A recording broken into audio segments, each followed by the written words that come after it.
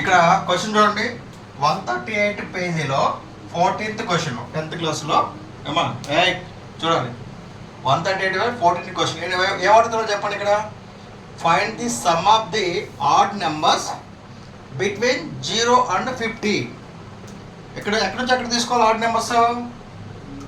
0 నుంచి 50 మధ్యలో odd numbers తీసుకోవాలి. 0 నుంచి 50 మధ్యలో ఆడ్ నెంబర్స్ ఐడియా ఉన్నాయి ఎంత? 1 3 5 అప్ టు 49 వరకు. దీనికి ముందర 49 కదా, 50 ఆడ్ నెంబర్ అవుతుందా ఈవెన్ నెంబర్? 49. ఓకేనా? సొల్యూషన్ వద్దాం. Given that the odd numbers between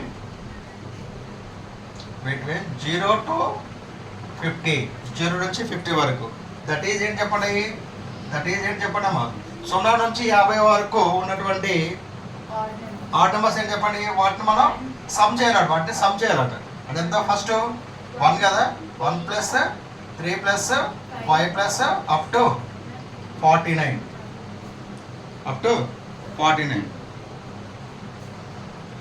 దీని లాస్ట్ టర్మ్ చెప్పండి. ఇప్పుడు లాస్ట్ టర్మ్ ఇది డైరెక్ట్ లాస్ట్ టర్మ్ అవుతుంది. ఇది ఇందాక నువ్వు చెప్పిన ఫార్ములా ఎగ్జిస్ట్ అవుతుంది. ఇది లాస్ట్ టర్మ్ వచ్చేస్తుంది. ఇది లాస్ట్ టర్మ్ అయితే ఇది ఏఎన్, ఇదంతా ఇది A1 A2 A3, ఇది లాస్ట్ టర్మ్ ఏఎన్ అవుతుంది కదా.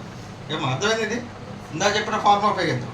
ఓకే, ఇప్పుడు చూడండి ఇక్కడ సమ్ ఆఫ్ ది ఎంత టర్మ్ అడిగింది కదా. సమ్ ఆఫ్ ది ఎంత టర్మ్కి 2 ఫార్ములాస్ ఉన్నాయి కదా. సమ్ ఆఫ్ ది ఎంత టర్మ్ చెప్పండి? n/2 2a plus n-1 into D, లేదా first term and last term L value ఇస్తుంది. ఏంటి ఇలా లేడు? ఎస్ఎన్ ఫార్ములాస్ 2 ఫార్ములాస్ ఉన్నాయి. ఏంటి? SN is equal n/2 2a plus n-1 into D, ఆ ఫార్ములా ఉపయోగించుకోవచ్చు. లేదంటే first term comma last term ఇస్తే మనం ఏ ఫార్ములా ఉపయోగించుకోవచ్చు? SN is equal n/2 a plus AN, లేదంటే n/2 a ప్లస్ ఎల్, ఇది ఉపయోగించుకోవచ్చు కదా. ఇక్కడ ఫస్ట్ టర్మ్ తెలిసింది, ఇక్కడ లాస్ట్ టర్మ్ తెలిసింది. ఈ ఫార్ములాస్ ఉపయోగించుకోవడం సరిపోద్ది కదా డైరెక్ట్గా. ఓకేనా?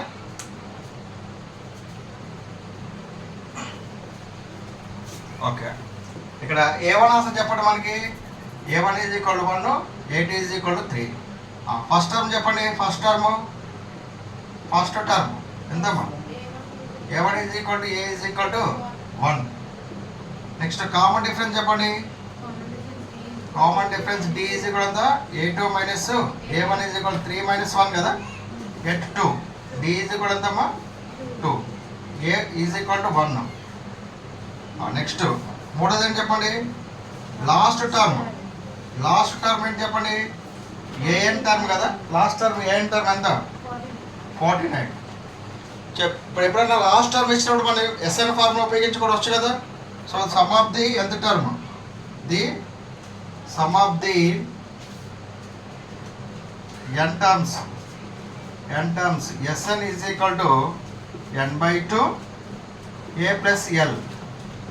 అంతేనా? ఏ ప్లస్ ఎల్ అని ఉపయోగించుకోవచ్చు, లేదా ఏ ప్లస్ ఎన్ అని ఉపయోగించుకోవచ్చు. ఓకేనా? లాస్ట్ టర్మ్ అంటే ఇది ఎల్. ఎంత ఇది? n/2 అంటే ఎంత? n/2 అమ్మా ఎన్ వాల్యూ రావట్లేదా? ఎన్ వాల్యూ నుంచి మనం ఇలా ఫైండ్ అవుట్ చేద్దాం. మనం ఎన్ వాల్యూని ఫైండ్ అవుట్ చేద్దామా? ఓకే, ఏఎన్ వాల్యూ మనకి ఎన్ వాల్యూ కావాలి కాబట్టి ఏఎన్ ఈజ్ ఈక్వల్ టు 49 కదా. ఏఎన్ ఎంత? A plus n-1 into D is equal to 49. So A value ఎంత మనకి? 1 కదా. 1 ప్లస్ n-1 ఇంటూ డి అంటే ఎంత మనకి? 2 is equal to 49. So n-1 into 2 is equal ఎంత? 49 minus 1. n-1 into 2 is equal to 48. ఓకేనా? n-1 is equal to 48/2. 2 24. So n is equal ఎంత? 24 plus 1 ఎంత? n ఈజ్ ఈక్వల్ ఎంత? 25. n ఈజ్ ఈక్వల్ ఎంత? 25. So మీకు చెప్పారు already n value find out చేయాలంటే AN value నుంచి ఫైండ్ అవుట్ చేయాలని చెప్పానండి చోటాకు. నెక్స్ట్ ఇప్పుడు సమ్ ఆఫ్ ది ఎంత ఫార్ములా చెప్పండి? The sum of the n terms. Formula ఎంత? Sn is equal to n/2 a plus l ఉపయోగించుకోవచ్చు కదా. ఎంత ఇది? S25 ఈజ్ ఈక్వల్ టు ఎంత? 25/2. ఏ అంటే ఎంతమ్మా? 1 ప్లస్ l అంటే లాస్ట్ టర్మ్ 49.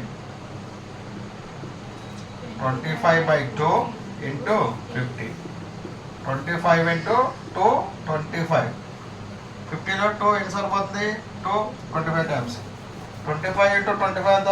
625. ఆన్సర్ కరెక్టేనా? అర్థమైతే మీరు ఇప్పుడు ఈ ఫార్ములా ఉపయోగించుకోవచ్చు, లేదంటే డైరెక్ట్గా ఇందాక చెప్పే కదా మనకి ఏ వాల్యూ వచ్చింది, మనకి డి వాల్యూ వచ్చింది లేదా ఎన్ వాల్యూ వచ్చింది కాబట్టి డైరెక్ట్ ఈ ఫార్ములా ఉపయోగించుకోవచ్చు కదా. Sn is equal to n/2 2a plus n-1 into డీలో సబ్స్టిట్యూట్ చేసినా కానీ అదే ఆన్సర్ వస్తుంది మనకి. ఓకేనా? ఏదన్నా ఒకటి ఫాలో కాండి మీరు. అర్థమైందా? ఇక్కడ ఆల్రెడీ లాస్ట్ టర్మ్ ఇచ్చాడు కాబట్టి మనం ఇది ఉపయోగించాం. లాస్ట్ టర్మ్ ఇవ్వకపోతే కంపల్సరీ మనం ఏం చేస్తాం? ఈ ఫార్ములా ఉపయోగిస్తాం మనం. అంతేనమ్మా?